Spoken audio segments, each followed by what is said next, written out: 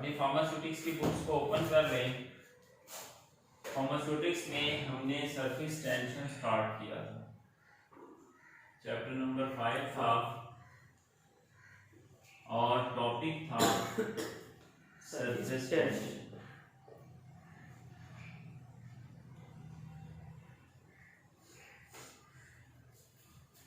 Chapter number 5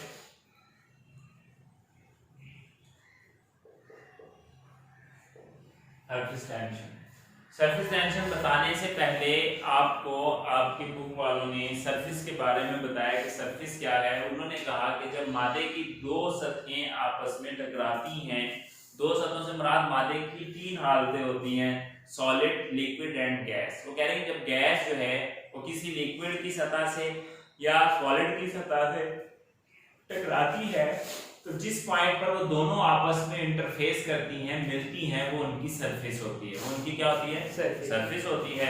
और वो force जो किसी लिक्विड की सरफेस पर एक्ट कर रही है, फोर्स पर यूनिट एरिया यानी F/A सरफेस टेंशन का फार्मूला था और इसकी इकाई न्यूटन पर मीटर स्क्वायर, न्यूटन पर मीटर स्क्वायर। F की इकाई न्यूटन है और एरिया की इकाई मीटर स्क्वायर है। ये सरफेस टेंशन थी। आज वो आपको इसकी एक्सप्लेनेशन बताएगा। क्या बताएगा भाई? एक्सप्लेनेशन।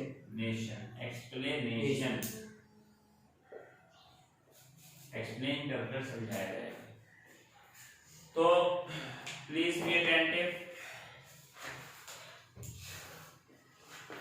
एक्सप्लेनेशन में क्या लिखा हुआ है?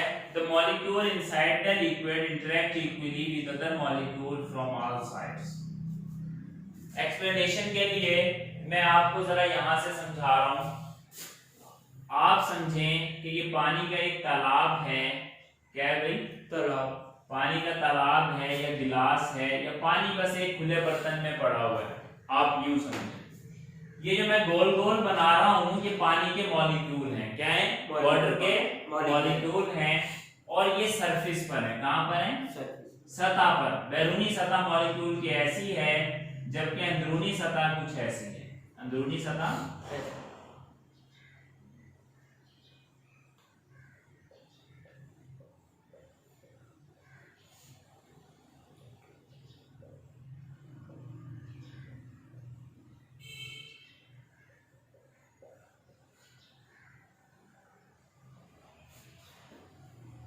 अब मिसाल के तौर पर ये फर्स्ट रो थी, ये सेकंड लेयर थी, ये थर्ड लेयर थी, ये फोर्थ लेयर थी मॉलिक्यूल की, ये फिफ्थ लेयर थी वाटर के मॉलिक्यूल की किसी भी बीकर या तालाब के अंदर।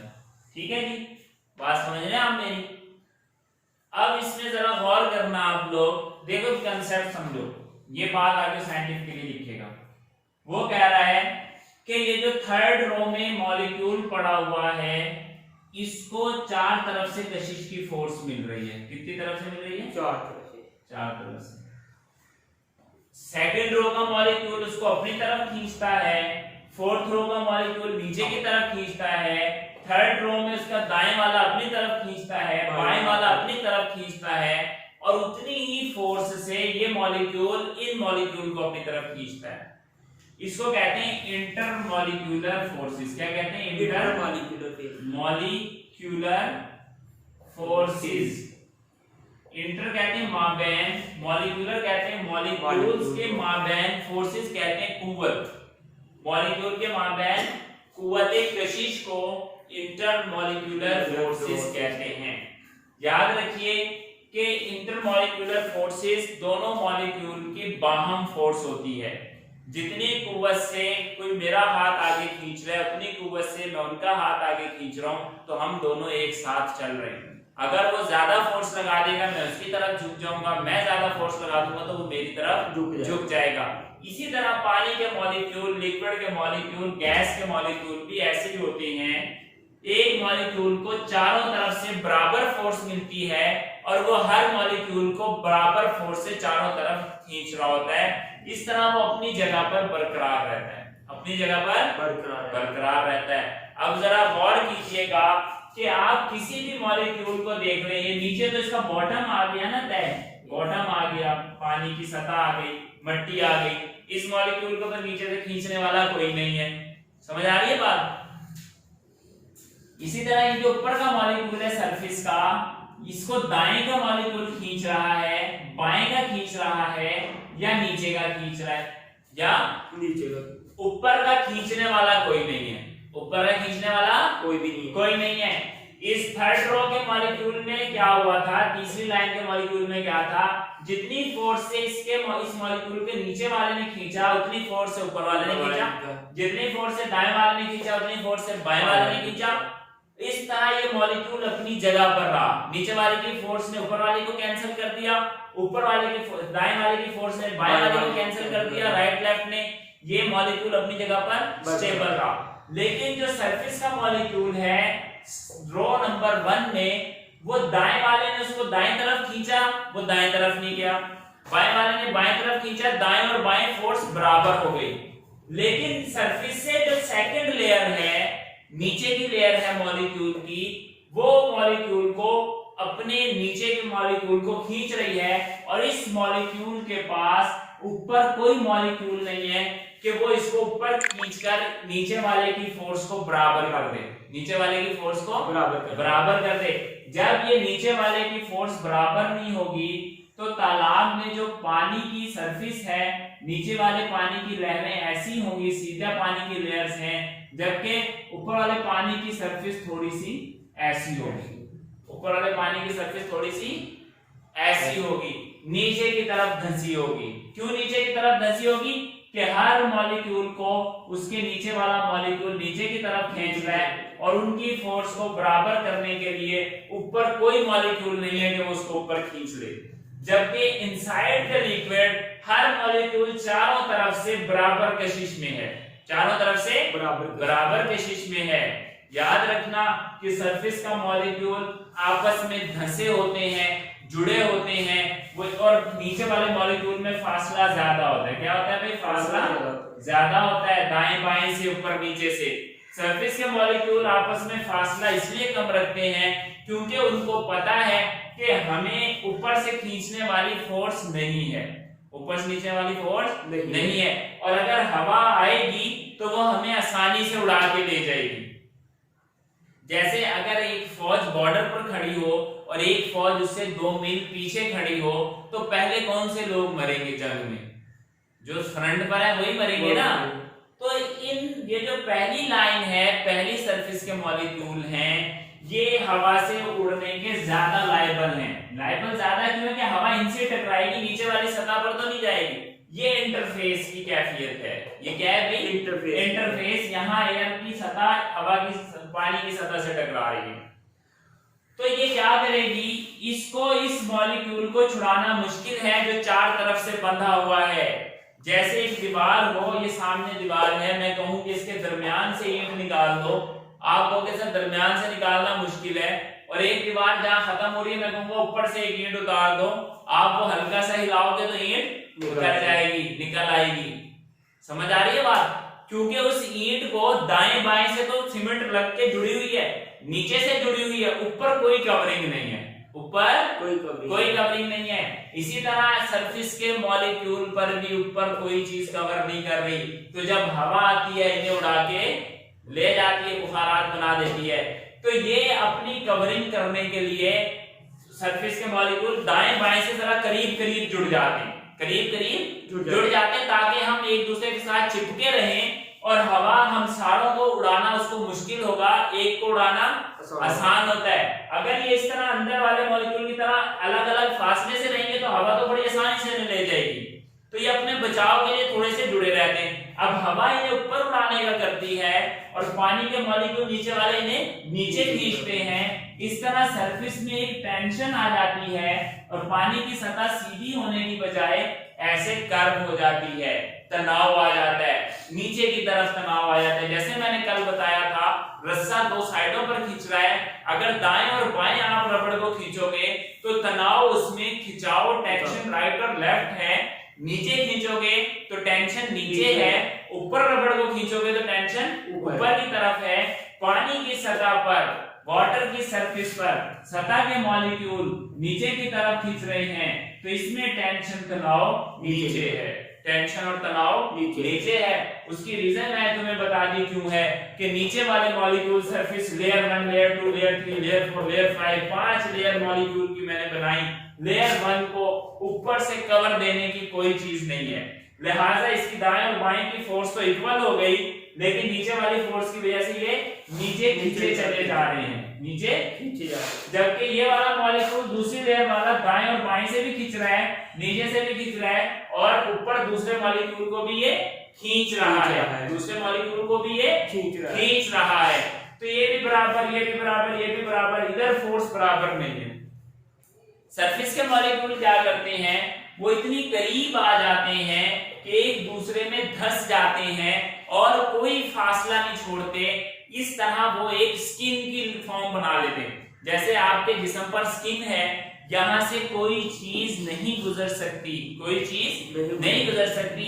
इस तरह पानी की कोशिश होती है कि जब ऑयल, मिसाल तौर पर ऑयल आया, इधर आए तो वो दाने दाने बन के ऊपर ही तैरेगा। क्यों? पानी के मसाम में जगह ही नहीं है, उसने अपने मॉलिक्यूल इतने सख्ती से जोड़े हुए हैं कि तेल के मॉलिक्यूल को गुजरने का रास्ता ही नहीं है। तेल इनको तोड़ेगा तो नीचे गुजरेगा, तेल इनको तोड़ेगा तो नीचे जाएगा। वही मॉलिक्यूल्स पानी में हल होते हैं जिनके लिए पानी अपनी सरफेस के मॉलिक्यूल में फासला देता है। मिसाल के तौर पर आपका एक रूम है, वहां पर कोई गेस्ट आ गया, वही आदमी वहां बैठ सकेगा जिसके लिए आप जगह छोड़ेंगे। आप जगह ही नहीं देंगे, बेचारा खड़ा खड़ा चला जाएगा।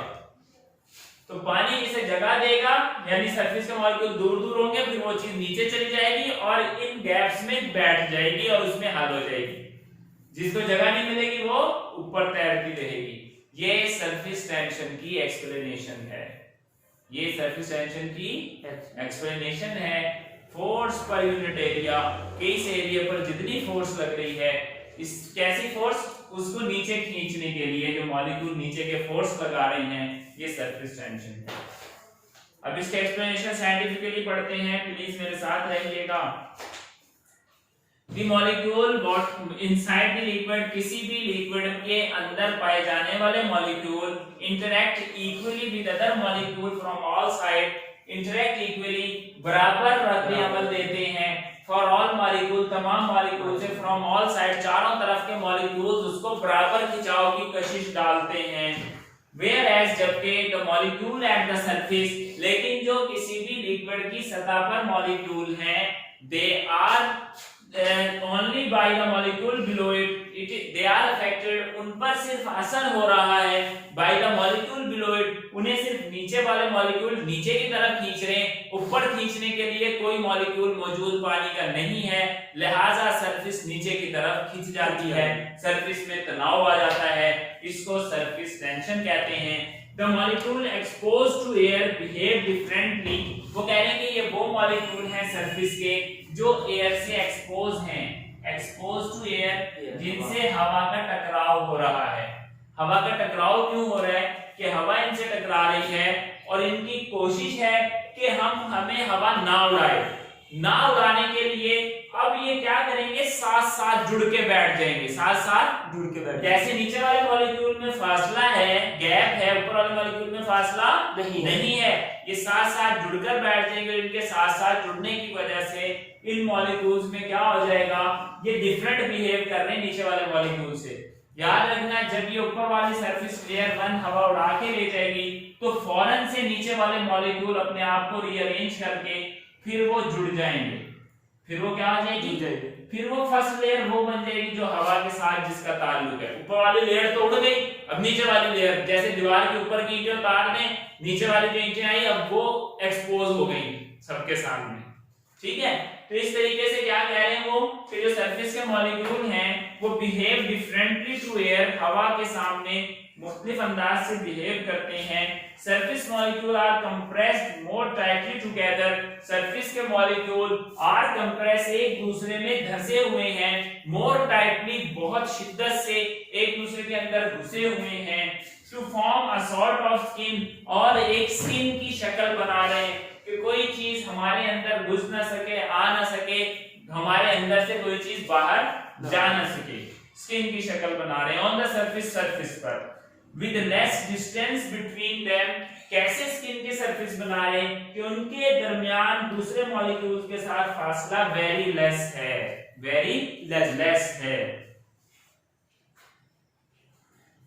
As compare to the molecule below them. अगर उनका मुवाजना उन मॉलिक्यूल से किया जाए जो उनके नीचे हैं, सरफेस से नीचे वाले मॉलिक्यूल से किए जाए तो सरफेस वाले मॉलिक्यूल के दरमियान में फासला कम है और नीचे वाली मॉलिक्यूल के दरमियान फासला ज्यादा है। The molecules on the surface पर पाए जाने वाले मॉलिक्यूल ऑफ अ लिक्विड, किसी भी लिक्विड की सरफेस पर पाए जाने वाले मॉलिक्यूल आर अट्रैक्टेड, उनको कशिश मिल रही है, वो खींचे जा रहे हैं बाय द साइडवेज, दाएं बाएं का मॉलिक्यूल एक मॉलिक्यूल को खींच रहा है and the molecule and towards the interior, और नीचे की तरफ। देखो जो सरफेस का मॉलिक्यूल है इसको दायां वाला अपनी तरफ खींचेगा और बायां वाला अपनी तरफ खींचेगा और नीचे वाला अपनी तरफ। इंटीरियर कहते हैं अंदर के मॉलिक्यूल, अंदर की सरफेस वाले अपनी तरफ खींचेंगे। तो ये दाएं और बाएं से ये कहीं जाएगा नहीं, लेकिन नीचे वाले की तरफ से नीचे जरूर झुक जाएगा क्योंकि ऊपर उसको बैलेंसिंग फोर्स नहीं है। और याद रखना कि हवा आएगी से उड़ाने के लिए और उड़ाने से बचने के लिए उसने अपने दरमियान में फासला कम कर लिया, टाइटली पैक हो गए ताकि हमारी ताकत बरकरार रहे। ठीक है, तो इसके बारे में लिख रहे हैं कि ये इंटीरियर वाला अपनी तरफ खींचेगा और साइडवेज वाले अपनी तरफ खींचेंगे। Surface molecule are being pulled inward the liquid, लिहाजा सतह पर पाए जाने वाले लिक्विड के मॉलिक्यूल जो हैं पुल्ड इनवर्ड, वो नीचे की तरफ खींच रहे हैं द लिक्विड के अंदर, नीचे की तरफ लिक्विड में खींच रहे हैं। The liquid surface is therefore under tension, लिहाजा जो लिक्विड की सरफेस है वो टेंशन में है। वो किसमें है? टेंशन, तनाव में है, नीचे की तरफ तनाव में है। And surface area of the surface molecule is reduced, और इस तनाव की वजह से सरफेस एरिया लिक्विड के मॉलिक्यूल का क्या हो गया है? कम हो गया। कैसे कम हो गया? पॉइंट ए लो इसको और इस किनारे को पॉइंट बी लो, इनका फासला नापो और मैं कहूं कि इस मुड़ी हुई तार को सीधा कर दो तो ये लंबाई इतनी हो जाएगी। तो जब सरफेस टेंशन कम होगी, लेयर सीधी होगी, सरफेस सीधी होगी तो फासला क्या हो जाएगा? बढ़ जाएगा। जब सरफेस टेंशन ज्यादा होगी, तनाव ज्यादा होगा, फासला क्या होगा? कम हो जाएगा। इसी को वो कह रहे हैं कि therefore the surface area, ये जो फासला है ये दर हकीकत इसकी लेंथ जो है इसका एरिया रकबा ही तो है, तो ये एरिया जो है ये क्या हो जाएगा? कम हो जाएगा। The area of the surface molecule is reduced. आगे वो लिख रहे हैं water in particularly has a very high surface tension, पानी खसूसी तौर पर बहुत हाई, बहुत ज्यादा सरफेस टेंशन रखता है, बहुत ज्यादा सरफेस टेंशन रखता है। अगर किसी स्टूडेंट का कोई सवाल हो तो आप क्वेश्चंस मुझसे कर सकते हैं। मिसाल के तौर पर इसका क्या मतलब हुआ कि तमाम लिक्विड्स में दूध, शहद, तमाम जितने भी लिक्विड्स आपको दुनिया में नजर आते हैं उनमें सबसे हाई सरफेस टेंशन वाटर की है, यानी कि इंटरमॉलिक्यूलर फोर्सेस पानी की सबसे ज्यादा है, सबसे ज्यादा है। ये पेपर में सवाल आता है ऑब्जेक्टिव में। The water has a very high, very low, medium surface tension। सही ऑप्शन आपने टिक करना है। This explain the characteristics round shape that liquid form when dropping through air। वो कह रहे हैं कि ये सरफेस टेंशन की ही प्रॉपर्टी है जो ये खसूसियत बताती है किसी लिक्विड की जब वो ड्रॉप से नीचे गिरता है। ड्रॉप से क्या करता है? नीचे गिरता है। याद रखिएगा कि सरफेस टेंशन की वजह से ही बारिश का कतरा गोल है, नलके से टपकने वाला पानी का कतरा गोल है, ड्रॉपर से निकलने वाला ड्रॉपर का कतरा गोल है, और ये सरफेस टेंशन ही इसको क्या करती है? गोल करवाती है। कैसे गोल करवाती है? कि जैसे ये मॉलिक्यूल है, ये क्या है भाई? पानी का मॉलिक्यूल है, इसको खींचता जाएगा और ये क्या हो जाएगा, साइज कम होते होते गोल होके नीचे टपक जाएगा, गोल होते होते नीचे मॉलिक्यूल आपस में लिपट के गोल बन जाएंगे। ये जरा देखो, कोशिश करो, ये पिक्चर देखो, कतरा कैसे टपक रहा है टैप से, नलके से, कि पानी आखिरी दम तक उसे छोड़ नहीं रहा, खींचे जा रहा है, एक तार बन रहा है ना, कि भाई ना छोड़कर जा हमें। लेकिन वो कहता है नहीं जी छड्डो जी, हम चल रहे हैं, हम कल मिलांगे। आगे क्या है भाई, that liquid when from dropping through air, जब ये हवा में नीचे गिरता है तो ये राउंड हो जाता है। ओ भाई उस्मान अब्बास साहब, आपसे एक रिक्वेस्ट है, प्लीज लेक्चर के दौरान एडमिशन और पेपर के सवाल ना किया करो। अब लेक्चर के दौरान आप लेक्चर का सवाल करें, जब मैं बाद में क्वेश्चन का टाइम देता हूं उस वक्त पूछें मेरे पेपर कब है, मेरी मारूजी कब है, मेरा सप्लीमेंट्री कब है। आपकी मेहरबानी, लेक्चर डिस्टर्ब करते हो, ये रिलेटिव क्वेश्चन प्लीज ना करें। The molecules are being pulled toward the center। इस नतीजे में क्या होता है, जब कतरा बन रहा होता है, वाटर के मॉलिक्यूल सेंटर की तरफ खींच रहे हैं, इसलिए वो सेंटर से सेंट्रल गोल ही बन जाता है। ठीक है, अब आगे क्या है, फैक्टर अफेक्टिंग सरफेस टेंशन। वो कौन से फैक्टर्स हैं, वो कौन से अवामिल हैं जो सरफेस टेंशन पर असर अंदाज होते हैं। कुछ फैक्टर मैं आपको बता देता हूं, याद रखो, अगर मॉलिक्यूल के दरमियान कशिश की कुव्वत कम हो जाएगी, कशिश की कुव्वत कम हो जाएगी तो सरफेस टेंशन भी कम हो जाएगी, सरफेस टेंशन भी कम हो जाएगी। क्यों, जाहिर सी बात है, जब मॉलिक्यूल नीचे कम खींचेंगे तो टेंशन भी कम होगी, अट्रैक्शन ज्यादा होगी तो टेंशन भी ज्यादा होगी, और मॉलिक्यूल में फासला अगर बढ़ेगा तो टेंशन क्या हो जाएगी, कम हो जाएगी। फासला कम होगा तो दो मगनातीस करीब हो तो ज्यादा खींचते हैं, दूर हो तो कम खींचते हैं, तो टेंशन भी ज्यादा हो जाएगी, फासला ज्यादा कम होने से। ठीक है, तो ये फैक्टर्स हैं।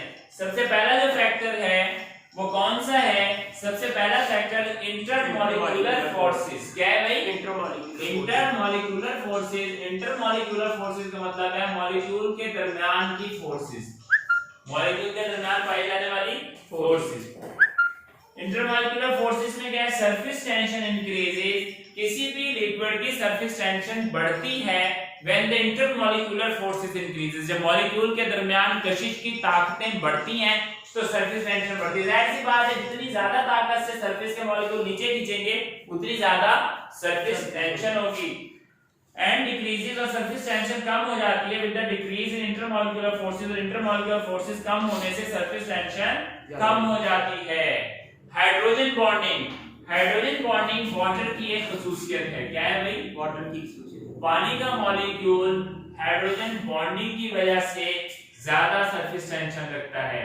ऑक्सीजन ऐसे है, एक हाइड्रोजन इधर और एक हाइड्रोजन इधर और ये H2O, लेकिन याद रखिएगा कि हाइड्रोजन बॉन्डिंग की वजह से वाटर का मॉलिक्यूल का स्ट्रक्चर ऐसा नहीं होता बल्कि ऐसा हो जाता है। कैसा हो जाता है, ऐसा।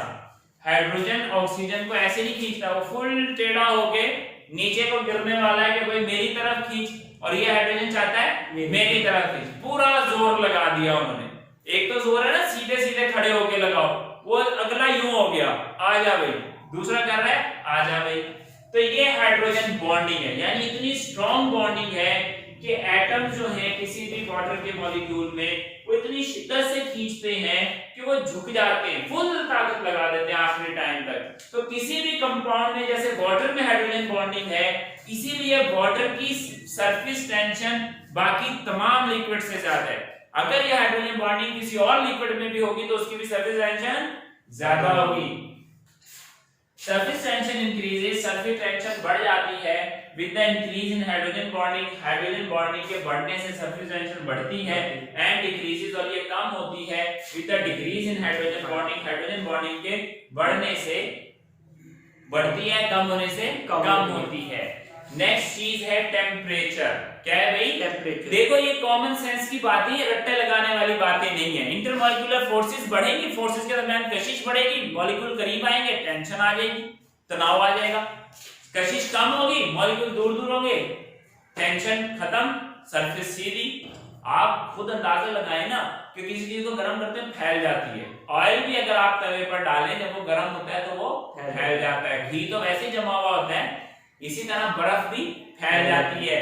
ठीक है, तो इसी तरह जब हम टेम्परेचर बढ़ाते हैं तो क्या होता है, टेम्परेचर के बढ़ाने से मॉलिक्यूल में फासला बढ़ जाता है। इसकी मिसाल मैंने कल भी दी थी, गर्मी हो, हम सब एक कमरे में बैठे हो, गर्मी लगे, हम कहें यार आगे गर्मी है, ऊपर से तुम इकट्ठे बैठे हुए हो, जरा दूर दूर हो जाओ, क्या हो जाओ, दूर दूर। जब मॉलिक्यूल दूर दूर होंगे टेम्परेचर बढ़ने से तो उनमें अट्रैक्शन की फोर्स क्या हो जाएगी, कैसे बढ़ जाएगी।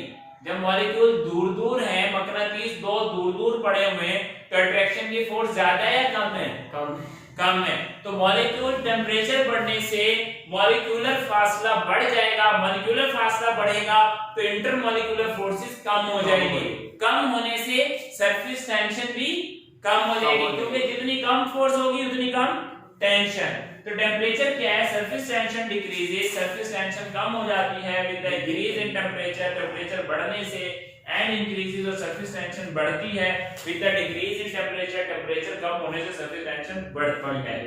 अब इसकी एप्लीकेशंस क्या हैं, आपने सरफेस टेंशन पढ़ा, इसके पढ़ने से आपको टेंशन हो गई कि यार ये हमें क्यों पढ़ाया जा रहा है, ये हमें सरफेस टेंशन से हमारा क्या वास्ता, टेंशन पड़ गई ना। हम तो आए थे फार्मास्यूटिक्स में मेडिसिन बनाने, फार्मास्यूटिक्स किस चीज का इल्म है, मेडिसिन बनाने का, ड्रग को doses form, tablet, syrup, injection, capsule, cream, lotion, suspension, ointment में बदलने का नाम फार्मास्यूटिक्स था। आप लोग आए तो मेडिसिन बनाने थे, पढ़नी सरफेस टेंशन पड़ गई तो टेंशन ही लग गई। अब सरफेस टेंशन की जब आप एप्लीकेशन कि इसको मेडिसिन के फील्ड में कहां-कहां अप्लाई किया जाता है, फिर आपको पता चलेगा कि सरफेस टेंशन समझे बगैर ना सिरप बनता है, ना सस्पेंशन बनती है, ना इंजेक्शन बनता है, कोई डोजेज फॉर्म बनता ही नहीं है, कोई डोजेज फॉर्म नहीं बनता। तो एप्लीकेशन है इसकी। अब क्या है भाई, एप्लीकेशन। मिसाल के तौर पर आपको कहा है, आप जब सिरप पीते हो उसके अंदर जैतून का तेल डाला हुआ है, उसके अंदर विटामिन डी डाला हुआ है, विटामिन ए डाला हुआ है, वो ऑयल होते हैं, लेकिन वो कहीं चम्मच में जब आप निकालते हो तेल ऊपर तो नहीं तैर रहा होता, 10 महीने भी पड़ा रहे उसका तेल और पानी अलग नहीं होता। ये आखिर उन्होंने क्या किया कि तेल और पानी को मिक्स कर दिया। लोशन चिकना होता है, पानी भी होता है, पर उस चिकनाई उसकी कभी हमने जैसे सालन के शोरबे पर तेल तैर रहा होता है ऐसे कभी नजर नहीं आया। जब हंडिया हम गर्म करते हैं तो वाटर के मॉलिक्यूल दूर दूर हो जाते हैं, तेल को इन फासलों में घुसने का रास्ता मिल जाता है और तेल नजर ही नहीं आता। जैसे सालन ठंडा होता है तेल फिर ऊपर, गर्म करोगे तेल गायब, ठंडा करोगे तेल ऊपर। क्यों? मॉलिक्यूल में फासला मिला, सरफेस के मॉलिक्यूल भी दूर दूर हो गए, तेल अंदर घुस गया, जब वो करीब हुए तेल बाहर निकाल दिया। लेकिन आपके लोशन का तेल तो कभी बाहर नहीं आया। भाई ये कौन सी टेक्निक है कि लोशन का ऑयल अलग नहीं हुआ और नीचे का अलग नहीं, वरना आप हर बार मिक्स ही करते रहते। अब आप बस निकालते हो, लगाते हो और बंद करके रख देते हो।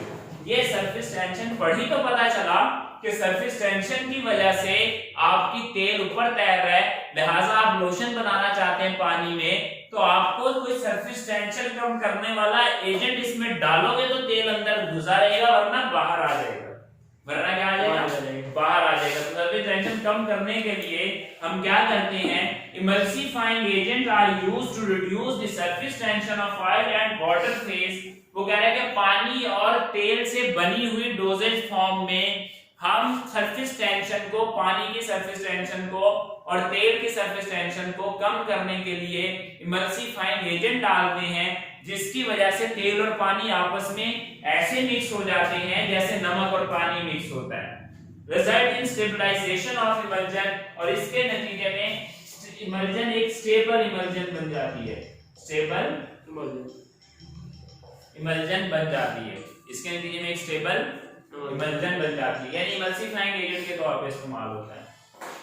नेक्स्ट है bile salts reduce the surface tension. आपके जिगर में एक एंजाइम बनता है जिसको हम बाइल कहते हैं, जो कि गॉल ब्लैडर से रिलीज होता है, पित्ते से, पित्ते में स्टोर होता है, जिगर में बनता है, पित्ते से कहां आता है? आपकी इंटेस्टाइन में।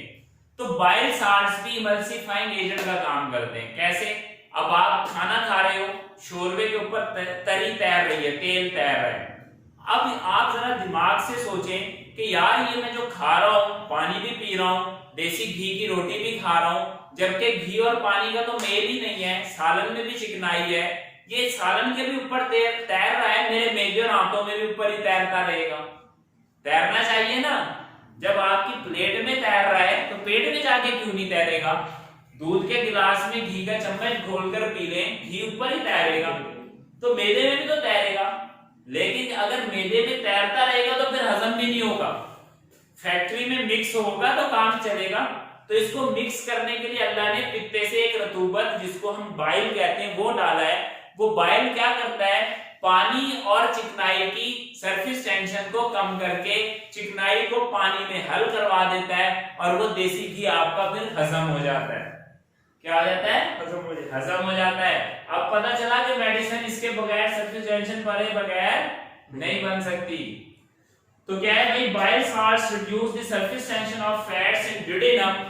आपकी छोटी आंत के पहले हिस्से में बाइल में गॉल ब्लैडर पित्ते से निकलकर छोटी आंत में जाता है, वहां पर मौजूद चिकनाइयों की सरफेस टेंशन को कम करता है, जिसकी वजह से वो हजम हो जाती है, वरना वो ऊपर ही तैरती रहे और बाथरूम में बाहर आ जाए।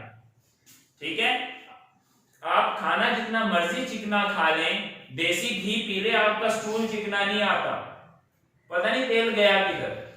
ठीक है, which result in solubilization of lipid। इस बाइल की वजह से छोटी आंत में लिपिड सॉल्युबल हो जाती हैं, यानी कि हल हो जाते हैं हमारी खुराक में। लिपिड का मतलब चिकनाइयां, which help in digestion of lipids। और इसकी वजह से लिपिड्स की, चिकनाइयों की डाइजेशन वकूफ पजीर होती है। सरफेस टेंशन हमारा खत्म हुआ। कल हम विस्कोसिटी पढ़ेंगे। उम्मीद है आप लोगों को समझ आई होगी। अगर किसी स्टूडेंट का कोई क्वेश्चन है, please ask the question, I am there to answer.